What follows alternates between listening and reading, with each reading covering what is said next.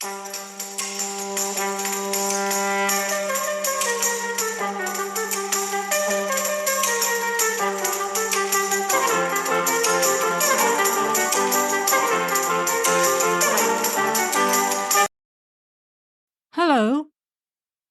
Today we're going to further our discussion of the Kindle Scribe. We'll go into more detail about annotating reflowable documents, and we'll also talk about how to send a web page to the Kindle Scribe. My affiliate link to the Kindle Scribe is in the episode description. As an Amazon associate, I earn from qualifying purchases. I first wanted to tell you again what a reflowable file is. We discussed this last time. A reflowable file is a document like an ebook that automatically adjusts its text and layout to fit the screen size and user preferences. This means the reader can change font size, font type, and margins, and the text will rearrange itself to fit the new settings without losing content or design elements. It has flexibility, unlike fixed layout ebooks like PDF. Reflowable books are designed to adapt to different screen sizes and orientations, portrait or landscape. Customization. Readers can customize the text appearance by adjusting font sizes, font types, line spacing, and margins, and the ebook will reflow to accommodate these changes. Content preservation. Reflowable format ensures that all the content is displayed even when the layout is adjusted, making it ideal for books with a lot of text like novels and non-fiction.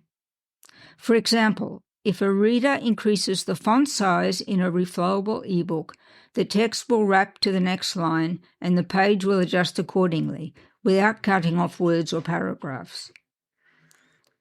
The Kindle Scribe also allows for handwritten notes on reflowable documents, and these annotations will also reflow and adapt to the text. So as I already mentioned, I'm in the process of working with a screenwriter. I've written 2 novels, one called The Overlife, A Tale of Schizophrenia, and the other one is called 3 Kidnapped, 3 Siblings, 3 Furies, and I'll give the affiliate link to those in the episode description. And again, I have to say that I'm an Amazon associate and earn from qualifying purchases.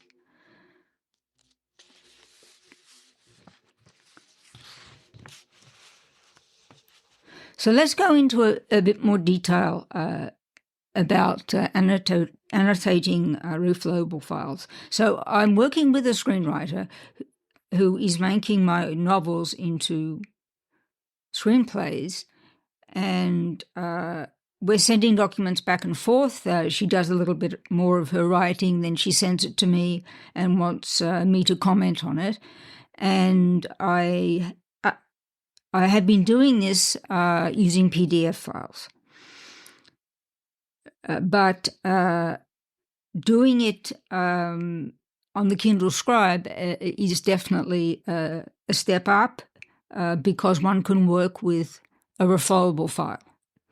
She sends me a text file, and then I send that in the manner that we described last time. I send that using Amazon's Send to Kindle to my Kindle Scribe, and it arrives as a reflowable document. So I want to talk a little bit about the world of such documents.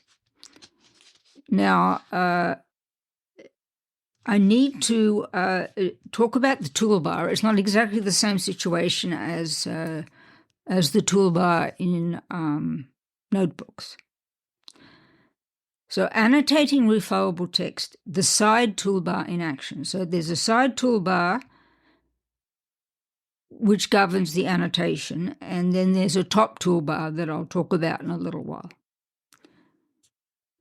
When you're deep into a reflowable book or document on the Kindle Scribe, the side toolbar, often called the writing toolbar, is your go-to command center for annotations.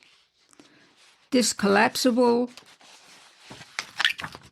bar appears on the left or right side of the screen, your choice, and it's packed with tools designed for seamless handwriting and markup without disrupting your reading flow. To access it, simply tap the pen icon or start writing with your stylus and the toolbar pops up. Here's what you'll find. Pen tool. Perfect for freehand writing. Double tap it to customize thickness, style, or even switch to fountain pen mode for that authentic feel. So that's just like we discussed for the notebook toolbar. Highlighter tool. Drag over text to highlight key passages like the pen. Double tap for options like color or thickness. Great for color coding themes in a novel or research paper. Eraser tool. Made a mistake? Select this and wipe away strokes. Double tap for precision modes like erasing whole words or selections. Undo, redo buttons. Quick fixes for your last actions, saving you from starting over. So all those 4 functions you also find on the side toolbar in notebooks. However, now the difference comes you have an active canvas tool. This is a game changer for reflowable content. Select the icon, it looks like a canvas, then press and hold between lines or draw a stroke to create a resizable box. The text automatically reflows around your handwritten notes, expanding as you write. It's ideal for inserting diagrams, mind maps, or extended thoughts right into the page without breaking the layout. Once done, confirm, and the canvas anchors in place, even if you change font sizes later. So this is wonderful, but you can only handwrite in the active canvas boxes. You can't type. So but there is another tool for smaller notes, if you like. It's called the sticky note tool. For shorter jobs, pick this and tap anywhere on the page. A note icon appears and you can write inside a pop-up canvas. Tap the icon later to edit or view. These are especially handy in margins and they collapse neatly when you're done. Another aspect is that you can use the on-screen keyboard rather than handwriting in sticky notes, which makes them clearer. The beauty of the side toolbar is its flexibility. You can drag it to the opposite side for left-handed comfort, and it auto-saves your notes as you go. For reflowable text, annotations feel natural, like scribbling in a physical book's margins, but with the bonus of digital perks such as searchable handwriting or easy sharing. If you're annotating a self-help book or a reflowable PDF converted to Kindle format, this toolbar turns passive reading into an interactive experience.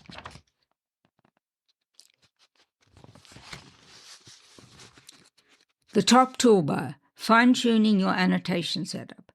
While the side toolbar handles the creative heavy lifting, the top toolbar is all about control and customization. It's not always visible. To bring it up, just tap the top edge of the screen. This reveals a navigation bar with quick access to settings that enhance your annotating session. Key features here include 3-dot menu. This is your shortcut to toggling the writing toolbar on or off.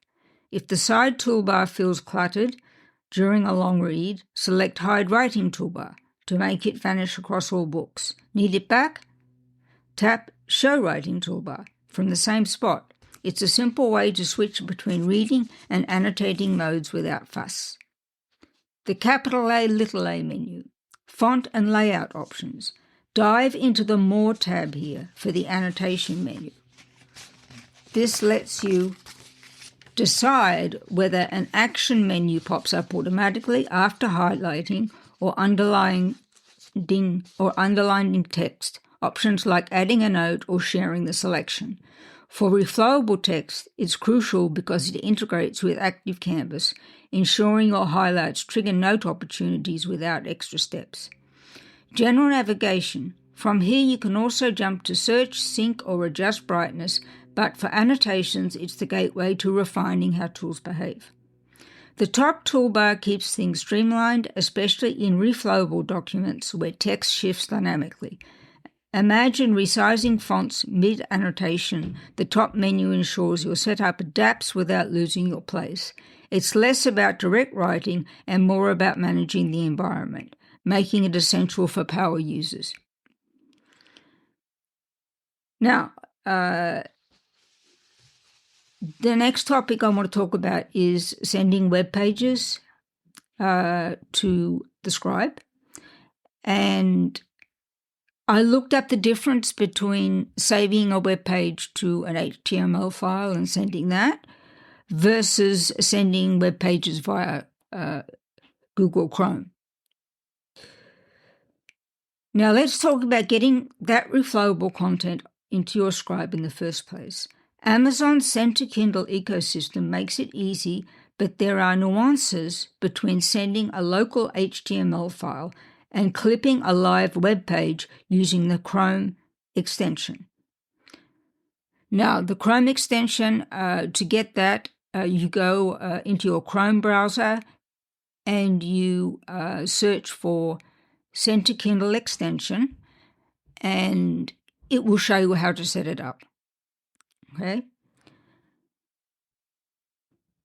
And there'll be a little icon at the top of the browser where you can find that extension.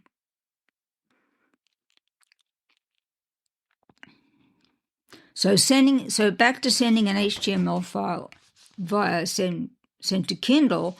If you have saved HTML file like a downloaded web page or a custom doc, you can send it via email, the Send to Kindle website or desk apps. Just attach it to your device's unique @kindle.com email or upload it online, files up to 200 MB. Amazon converts it to Kindle-friendly format, often reflowable if the HTML is simple. Pros for annotation. It appears as a personal document, ready for Active Canvas or sticky notes. If the HTML is clean, just text and images, it's highly reflowable, perfect for using the side toolbar to insert notes that flow with the content. Cons. Full-page HTML saves might include ads, sidebars, or scripts, leading to a cluttered conversion. On the Scribe, this could mean less optimal reflow, making annotations less messy. So the other way, which is the way I've been using recently, because I'm collaborating also, as I've mentioned, with someone who's revamping my website. And the same situation as with the screenwriter, we send things back and forth and ask for opinions. So this is the way to go if you use the Chrome extension. Install the official Send to Kindle extension for Amazon on Google Chrome. Then on any web page, of course, you have to work in Google Chrome with that web page. So everything takes place in Chrome. Let me start again. Install the official Send to Kindle extension from Amazon. Then on any web page, click the Kindle icon in your browser toolbar. It extracts the main article or blog post and sends it wirelessly to your library. Pros for annotation. This method shines by stripping away distractions, ads, navigation, comments, delivering a clean article-like document. On the Scribe, it's almost always reflowable, mimicking a Kindle book. This makes the side toolbar more effective. Highlights and canvases align neatly with the core content without extraneous elements getting in the way. Cons. It's limited to web content, no local files, and complex pages might lose some formatting during extraction.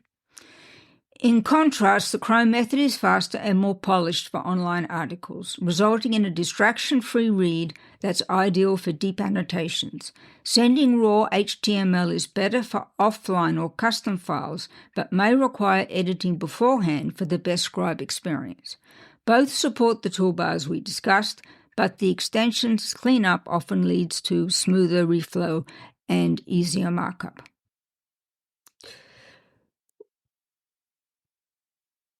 The Kindle Scribe's side and top toolbars transform annotating reflowable text from a chore into a joy, with features like active canvas ensuring your notes integrate seamlessly.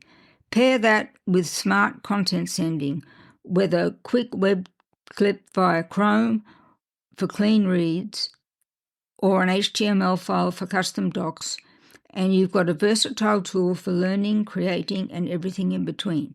If you haven't tried these yet, grab your Scribe and dive in. What's your favorite annotation trick? Use the Kindle Scribe and find out. I'd like to add something about the margins because you can work with margins in these reflowable documents, and they're very handy. The margins of a document on a Kindle Scribe play a crucial role in enabling and enhancing the note-taking experience, particularly with the expandable margin feature. Dedicated space for notes and annotations.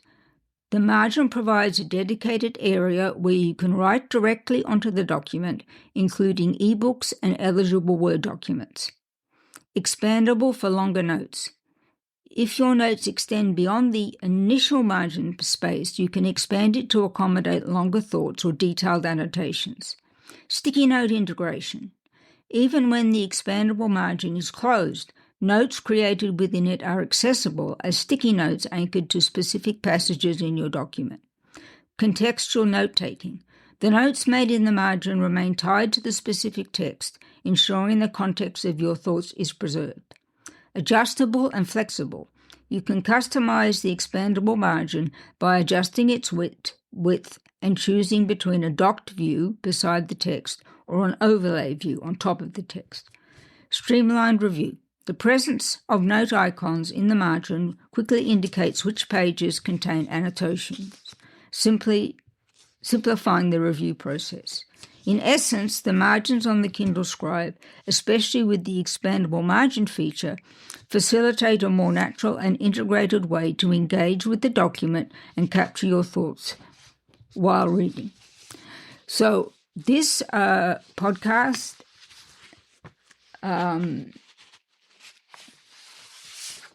is now ended.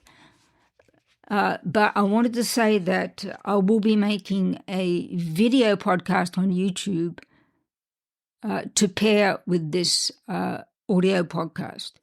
And I will include the coordinates of the video on YouTube in the episode description of this podcast. I think this will provide a richer experience for you to both listen to the audio podcast and watch the video podcast. So until next time, and I hope you all have a great day, and see you back here soon.